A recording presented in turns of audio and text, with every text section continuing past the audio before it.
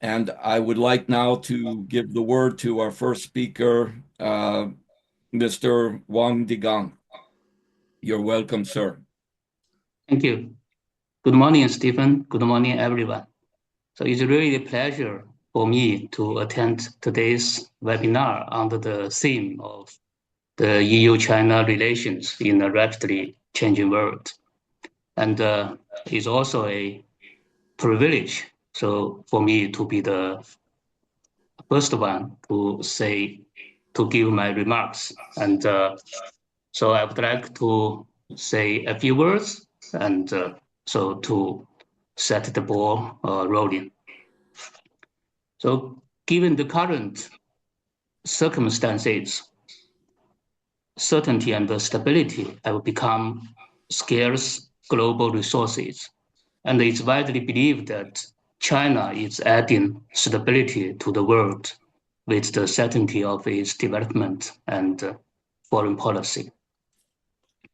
So we all know that China has been the second largest economy in the world, so for the last decade. So China contributes to around 30% of the global growth annually, and is the major trading partner of over 150 countries and regions, and remain the largest trader in goods and the second largest importer for years. So I believe that China is an indispensable part of the stable and unimpeded supply and industrial chain in the world.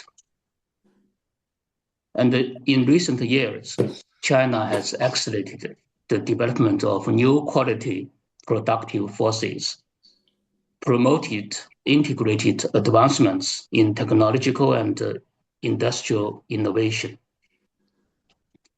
So with the high quality development, China has been instilling driving forces to the transformation and upgrade of the world economy. And during this year's two sessions, so which just ended last week, so China's GDP growth is set, the target is set around 5%. And we know that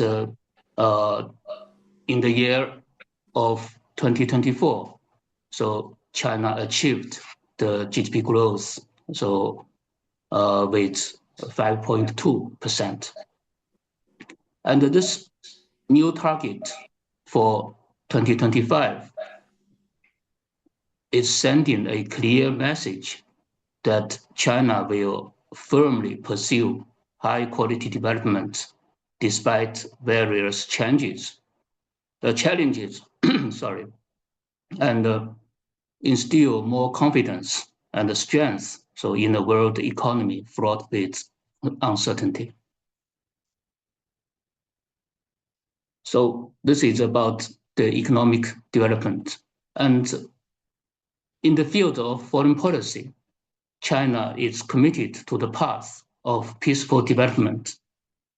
So we pursue our own development along with making efforts for world peace.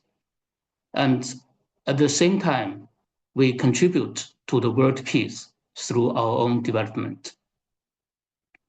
We are dedicated to upholding true multilateralism, keeping the future of humanity in mind, and actively practicing the Chinese way to address hotspot issues. Specifically, in response to the Ukraine crisis and the Palestinian-Israeli conflict, China has upheld a just and objective position and worked steadfastly to promote peace and stability. We stay committed to the vision of a community with a shared future for mankind.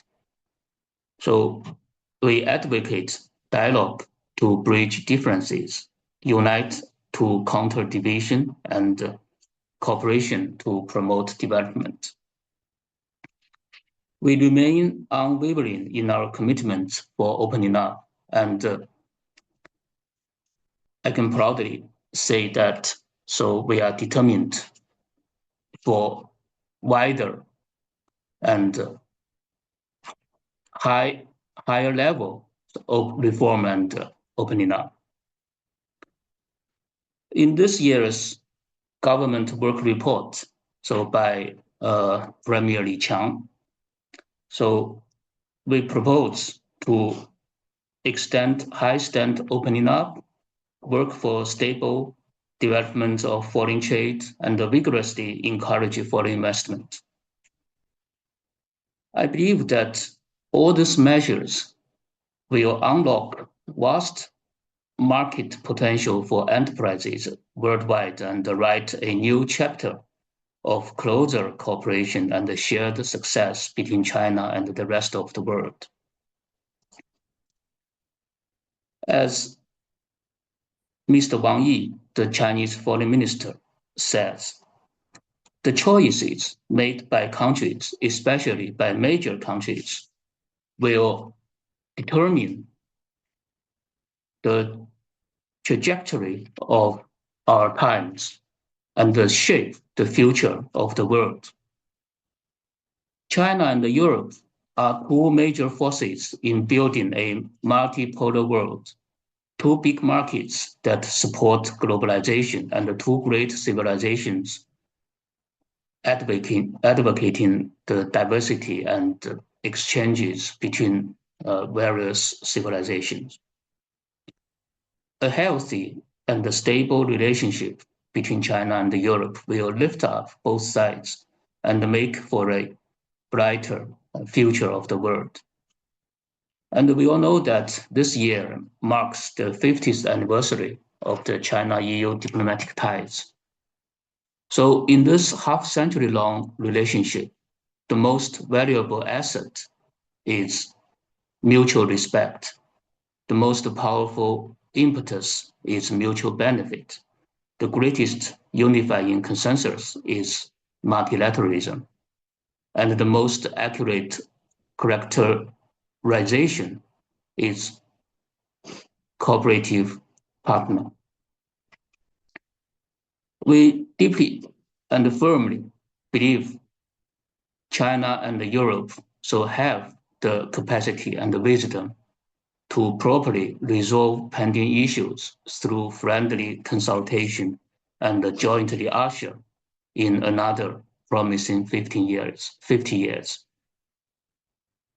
And I also like to point out that this year also marks the 75th anniversary of China-Sweden diplomatic relations. As we know that Sweden is the first Western country to establish diplomatic relationship with the new China, and also the first country to sign an agreement on the mutual protection of investments. So after the policy of reform and opening up, now we are standing at a new starting point in the history. And the Chinese side is ready to work hand in hand with the Swedish side to seize opportunities, address challenges, and promote the healthy and stable development of bilateral relations for the greater benefit to both the countries and the peoples. So to conclude, I wish today's webinar a full success. Thank you very much. Thank you for your remarks. I think that you made some key points that are certainly a part of this webinar, which is what choices will be made. As you quoted Foreign Minister Wang Yi as the importance of making good choices that will shape the future of relations between China and Europe.